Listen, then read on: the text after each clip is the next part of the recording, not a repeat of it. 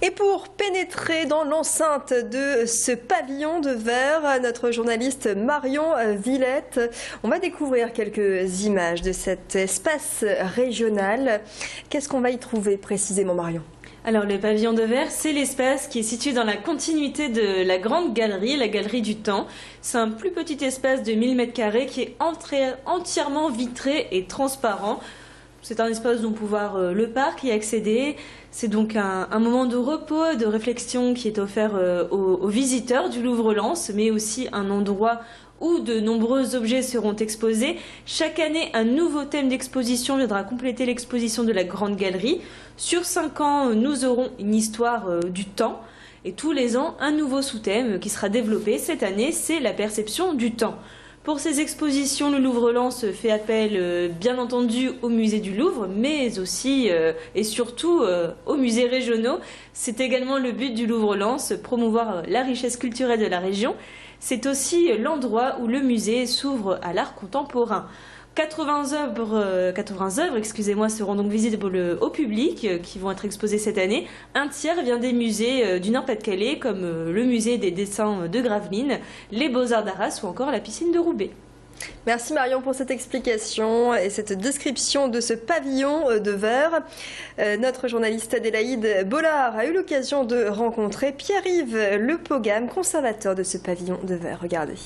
Je suis avec Pierre-Yves Lepogam, donc qui est conservateur ici au Louvre-Lens et plus particulièrement sur la galerie régionale. Donc Monsieur Lepogam, expliquez-nous un peu ce qu'on va trouver ici, ce côté régional au Louvre-Lens. Bien, nous sommes ici dans le pavillon de verre, donc un bâtiment qui se trouve à l'extrémité de la galerie du temps. Et dans cet endroit sont exposées des œuvres qui veulent au fond proposer une sorte d'approfondissement de ce qu'on a vu dans la galerie du temps, c'est-à-dire des grands chefs-d'œuvre universels. Et pour ce faire, l'idée a été très vite conçue de faire dialoguer les œuvres du Louvre lui-même, le musée parisien, et puis des œuvres de la région, du Nord-Pas-de-Calais, qui sont si riches. Les musées sont d'une très grande variété, d'une très grande richesse. Et donc nous avons pris le parti de présenter ensemble, en dialogue, des œuvres donc issues de ces deux types de collections.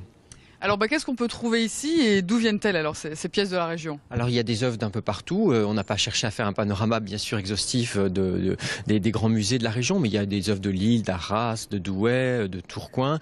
J'aime aussi citer les musées de Gravelines et de Berg qui sont un peu moins connus et qui ont des collections fantastiques d'art graphique, c'est-à-dire de dessins, d'estampes qu'ils ont prêté généreusement, parce que c'est une autre particularité de ce pavillon de verre, quoiqu'étant en verre, comme il y a à l'intérieur des bulles qui reconstituent de bonnes conditions de conservation, nous exposons ici beaucoup de dessins et de gravures, contrairement à la galerie du temps justement. D'accord. Et donc derrière nous, on voit les géants de la région. Alors c'est un clin d'œil. Qu'est-ce qu'ils font ici un petit peu ces géants? Alors ce n'est pas un clin d'œil, c'est plus qu'un clin d'œil. C'est vraiment, ils sont tout à fait chez eux ici. Et ils sont là parce que dans le thème du temps, il y a quelque chose de très important. C'est évidemment l'idée des fêtes religieuses et civiques et populaires qui reviennent tous les ans, dont le carnaval. Or ici, évidemment, dans la région, le carnaval est marqué par la tradition des géants qui sont si importants. Donc nous en montrons deux, Bimbin de Douai et Bimbin de Valenciennes, pour montrer aussi d'ailleurs toute la complexité de ce phénomène avec les rivalités qui sous-tendent cette culture qui n'est pas seulement une culture populaire, qui est une culture partagée par tous. Et puis nous montrons aussi à côté une géante qui est une création de Raymond Hince, artiste bien connu, mort il y a quelques années, pour montrer justement là aussi qu'il n'y a pas de frontières dans l'art. Cet art dit populaire a inspiré un très grand artiste contemporain qui a lui aussi voulu créer sa géante. Donc vous dites qu'il n'y a pas de frontière entre l'art et le populaire. Donc ici à Lens, on va peut-être avoir des nouveaux visiteurs, des nouveaux profils de visiteurs un peu plus régionaux. Alors comment vous allez aussi les accueillir peut-être différemment? Oui, c'est ce que j'espère et j'allais dire peut-être que même la leçon du Louvre-Lens pourra nous servir au Louvre à Paris parce que nous avons évidemment beaucoup de visiteurs et je crois qu'ils sont très contents. Mais nous aimerions beaucoup penser de plus en plus au public le plus large possible, le plus populaire possible, qui est parfois encore rétif à l'idée de rentrer dans un musée. Et nous espérons beaucoup que ces expériences qui sont de l'ordre de la médiation, ici il y aura beaucoup j'allais dire d'instruments de connaissance qui vont depuis le cartel jusqu'à l'audio guide en passant par des petits jeux et aussi des personnes, des gens qui sont là pour expliquer ce que sont les œuvres. Et donc j'espère que tous ces procédés qui seront testés, qui seront bien mis en valeur ici, nous aideront à réfléchir aussi au Louvre à Paris.